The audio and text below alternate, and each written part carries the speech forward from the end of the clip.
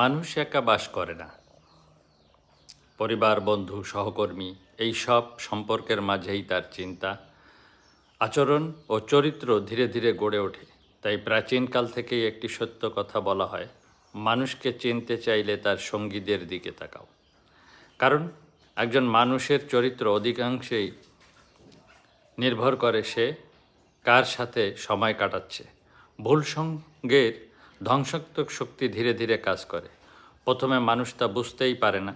খারাপ সঙ্গীরা অনেক সময় আনন্দ, স্বাধীনতা বা আধুনিকতার নাম করে ভুল পথকে স্বাভাবিক করে তোলে।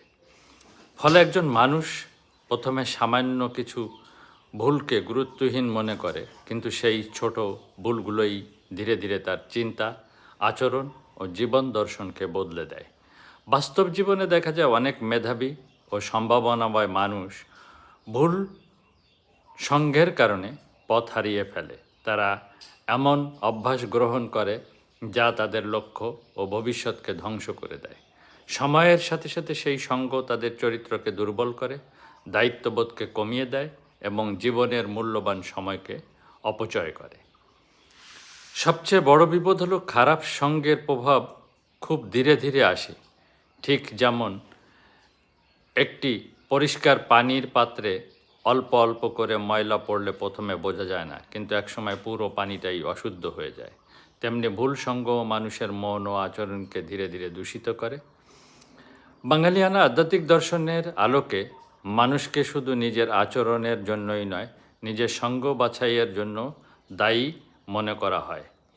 কারণ মানুষ যার সাথে সময় কাটায় তার চিন্তা ও চরিত্রের প্রভাব বিস্তার নিজের মধ্যেই প্রবেশ করে। তাই ভালো সঙ্গ মানুষকে, মনকে উন্নত করে, জ্ঞান বাড়ায় এবং জীবনের সঠিক পথে এগিয়ে নিতে সাহায্য করে। অন্যদিকে ভুল সঙ্গ মানুষের ভেতরের ভালো শক্তিকে দুর্বল করে দেয়, যে ধীরে ধীরে সত্য, নীতি ও আত্মসম্মান থেকে দূরে সরে যায়। অনেক মানুষ যখন এই ক্ষতির গভীরতা বুঝতে পারে, তখন জীবনের অনেক মূল্যবান সময় ইতিমধ্যেই নষ্ট হয়ে গেছে।